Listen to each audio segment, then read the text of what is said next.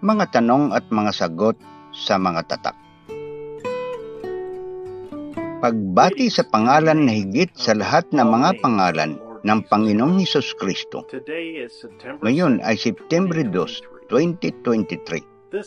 Ang liham na ito ay mula kay kapatid na Joseph Branham sa Jeffersonville, Indiana. Minamahal na kapatid na Branham, buong puso akong naniniwala na ikaw ang ikapitong anghel na mensahero ng Diyos na ipinadala upang tawagin ang kanyang nobya. Ikaw ang tinig ng Diyos na may ganito ang sabi ng Panginoon sa mundo. Naniniwala ako na ikaw ang pinili niya upang ihayag ang lahat ng misteryo ng Biblia. Naniniwala ako sa bawat salita na sinasabi mo sa mga tape. May tanong ako sa puso ko na gusto kong itanong sa iyo. Napakaraming tao, napakaraming tinig na nagsasabi ng napakaraming iba't ibang bagay tungkol sa kung ano ang dapat nating gawin upang maging nobya ni Kristo.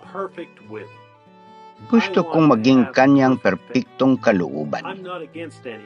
Gusto kong magkaroon ng perpektong pananampalataya. Hindi ako laban sa sinuman. Ngunit gusto kong marinig ang iyong sasabihin.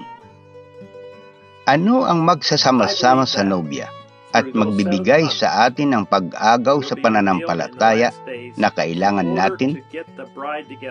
Naniniwala ako na sa pamagitan ng 7 kulog na iyon ay ihayag sa mga huling araw upang pagsamasamahin ang nobya para sa pag-agaw ng pananampalataya.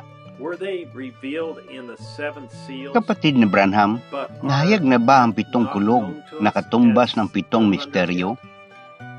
Nahayag ba ang mga ito sa 7 tatak, ngunit hindi pa natin kilala bilang mga kulog? Hindi, sila ay nahayag sa 7 tatak. Iyon ang tungkol sa mga kulog. Dapat nilang ihayag ang 7 kulog na nagbigkas ng kanilang mga tinig at walang sinuman ang makakaalam kung ano iyon. Alam ni Juan kung ano iyon, ngunit ipinagbabawal siyang isulat ito.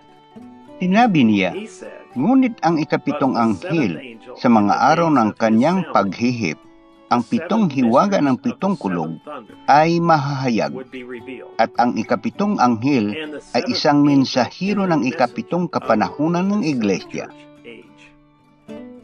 Luwalhati sa Diyos. Ayan ang sagot ko. Ang misteryo ng 7 kulog ay nabunyag na. Ito ay ang kanyang tinig ng Diyos sa mga tape. At ngayon ay pinagsasama-sama ang nobya at binibigyan tayo ng pananampalatayang pag-agaw. Kailangan natin. Salamat kapatid na Branham sa pagsagot sa aking tanong. Alam kong ang sagot sa tanong na nasa puso ko ay nasa mga tape. Iyon lang ang kailangan kong malaman. Patuloy kong pindutin ang play araw-araw at tatanggap ng higit pang pananampalatayang pag-agaw. Halina't tanggapin ang pananampalatayang pag-agaw kasama namin ngayong linggo sa ganap na 12:00 ng tanghali, oras ng Jeffersonville.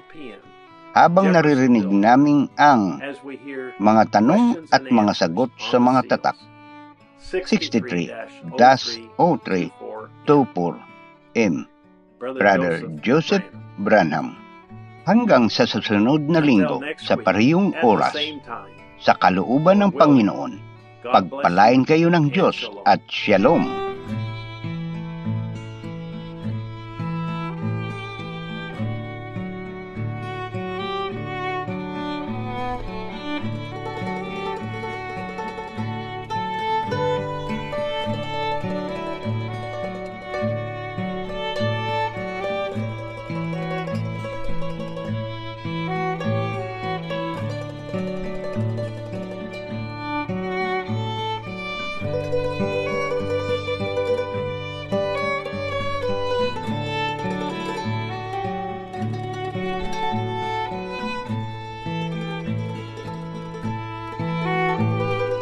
www.branhamtabernacle.org, www.sbfellowship.info,